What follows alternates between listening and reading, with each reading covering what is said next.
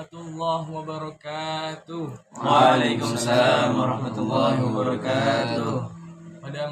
Pada malam ini saya berkesempatan untuk melaksanakan tugas, yaitu tugas UAS dan tugas UAS kami bersama teman-teman saya di sini, yaitu tugas ilmu nagom Al-Qur'an yang sudah bersama narasumber kita, yaitu Al-Ustadz Muiz, yang mana beliau ini adalah pengurus pondok pesantren Al-Quraniyah, dan beliau ini Masya Allah sekali telah menjuarai beberapa ajang perlombaan MTQ.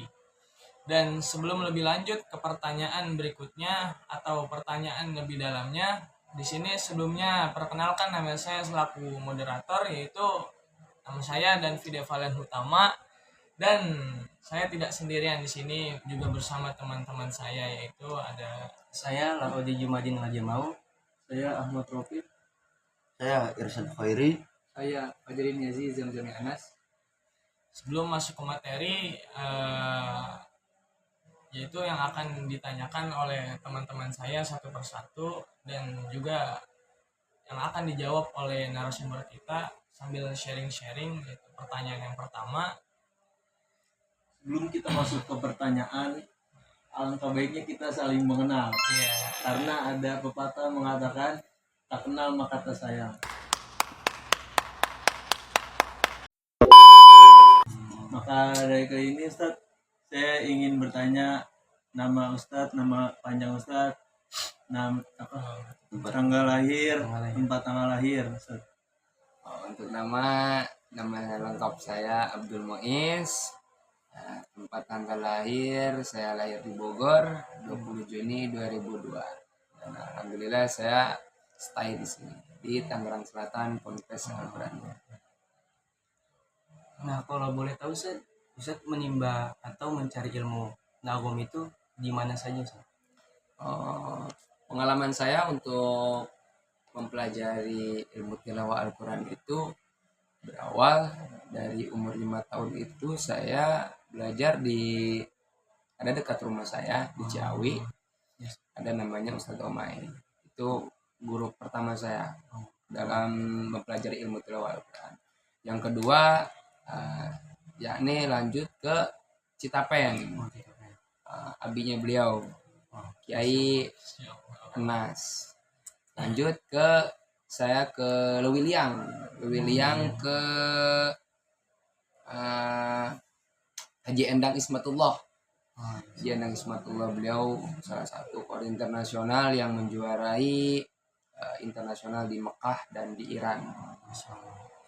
Lanjut ke terakhir di sini, saya belajar paling lama tuh di sini selama dari SMP sampai sekarang, ya adalah 10 tahunan lah. Oh, berarti sebelumnya itu belajar di Bogor dulu semuanya, baru pindah ke Tangerang. Ya. Nah, selanjutnya saya akan menanyakan, dari kapan Ustadz memahami dan mempelajari ilmu tilawah Al-Quran? Ya itu tadi yang saya sebutin, saya pertama belajar ilmu Al-Quran itu tilawah Al-Quran nagom ya, itu dari umur 5 tahun sampai saat ini berapa tahun tuh, 19 tahun ya. Masya Allah. 2024 kan sekarang. Itu cukup lama ya, Ustadz? Wah, prosesnya lumayan, Masya Allah. Butuh sabar yang luar biasa. Berarti nggak bisa diremehin itu, Ustaz, ya? Walaupun kita belajar gitu-gitu nggak bisa langsung instan atau apa gitu. Nggak bisa, semuanya juga butuh proses. Dan itu udah dijelasin kan di taklim itu, bahwasanya syaratnya menuntut ilmu itu waktu yang panjang. Tulis zaman. Iya. Nah, Ustaz, Ustaz di mana saja, dan terakhir kapan sampai tingkat apa mengikuti perlombaan MTQ? Awal mula ikut MTQ itu saya kelas berapa ya? Kelas 5 SD. Itu di Kota Bogor sama di Kabupaten Bogor. Alhamdulillah kelas 5 atau 6 gitu saya sampai provinsi yang di Bandung STQ-nya. Cuman nggak juara. Cuman alhamdulillah kesini saya juga 2013 waktu masih SD juga alhamdulillah juara RRI nasional di Jakarta, di mana Pondok Gede. Terus juga 2014 yang 2013 kedua, yang 2014-nya ke satu, dan 2017 lanjut ke siaran TV. Alhamdulillah. Ya, Yang Ramadan itu Ustaz ya. ya betul, yang subuh sahur itu waktu sahur. Lanjut di 2020 dari kalau ikut MTQ sering juara provinsi satu, cuman belum nasibnya ikut nasional gitu. Nah, ada nasib yang bagus di 2020. Akhirnya ketika saya juara satu provinsi dibawa juga ke nasional. Gitu, alhamdulillah. Itu emang perjuangan ini sangat nggak gampang gitu ya. Iya, semua juga butuh proses. Mau kita juga kalah ikut lagi. Emang benar-benar kayak MTQ itu memacu kita untuk lebih giat belajar tilawah Quran. Karena banyak di luar sana para qori yang masya Allah juga. Oke, di sini Ustadz kita sudah masuk di inti pertanyaan, yaitu kita sini akan membahas tentang mempertanyakan tentang Nagom Cross. Kalau boleh tahu Ustadz, ada berapa dan apa saja tingkatan Nagom Cross? Makom ros itu ada 4 tingkatan.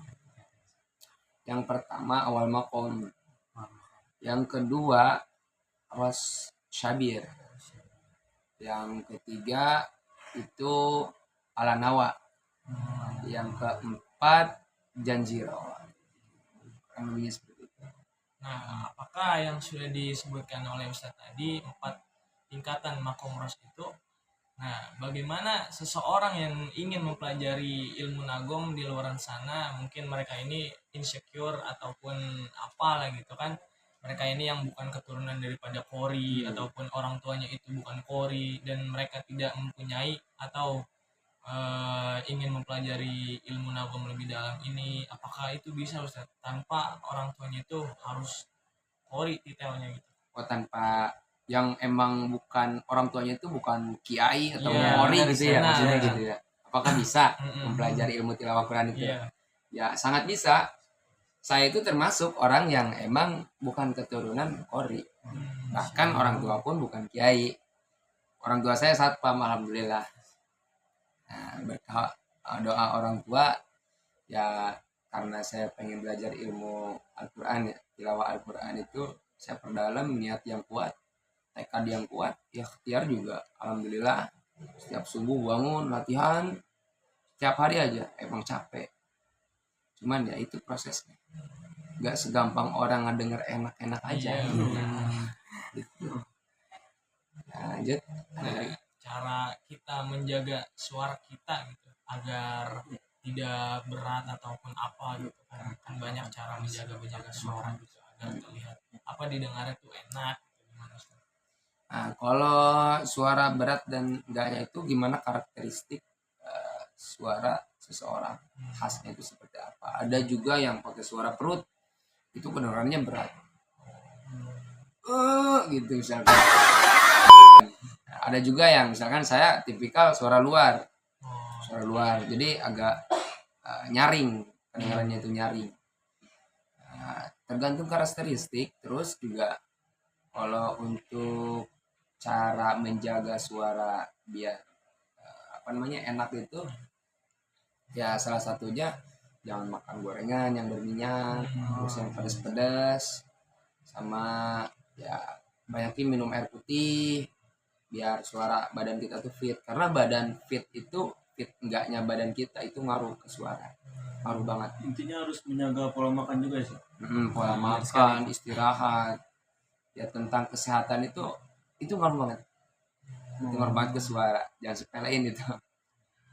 Nah, ngomong-ngomong karakteristik nih Sat, kan setiap makom itu memiliki karakteristiknya. Nah, di makom ros ini memiliki karakteristik seperti apa menurut Ustaz? Kalau menurut saya itu ros itu ringan, karakternya itu ringan, bersemangat, terus sama lincah. Dia itu banyak lingkup-lingkupnya yang memang agak sulit juga gitu, agak sulit untuk kita agar tidak fals sumbang gitu. Lincah dia itu. Kita harus benar-benar menjaga apa namanya kestabilan suara kita ketika kita baca. Dan samping karakteristik yang udah Ustaz perjelas tadi, bisa kali Ustaz contohin gitu dari makom ros tersebut. Boleh. Contohnya misalkan A'udzubillahi minasyaitonirrajim. Bismillahirrahmanirrahim.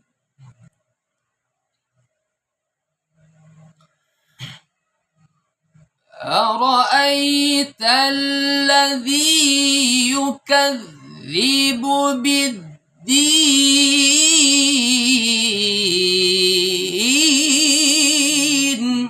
Masya Allah.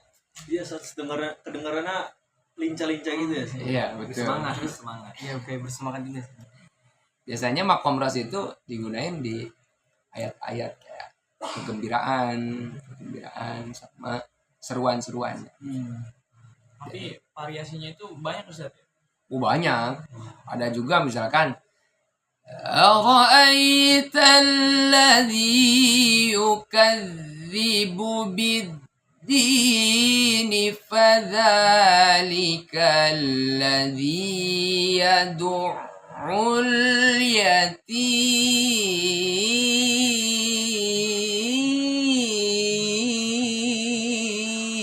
Allah. Masya Allah. Banyaklah variasinya. Emang ini hasil dari prosesnya Ustaz. Alhamdulillah sedikit-sedikit Allah kasih paham.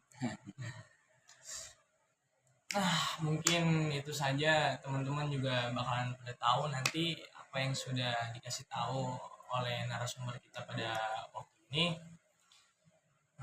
Kurang lebihnya mohon maaf dari kelompok kami apabila ada kekurangan atau pertanyaan-pertanyaan yang tidak masuk ke seleksinya atau apapun itu.